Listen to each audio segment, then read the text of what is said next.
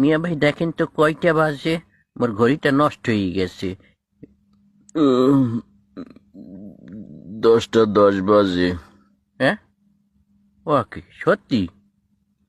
আরে ডিস্টার্ব। হ্যাঁ, 10টা 10, আমি দেখতে আসি। ওরে খোদা, কিরপে লইলে। আচ্ছা, আইতে আসি, থ্যাংক ইউ।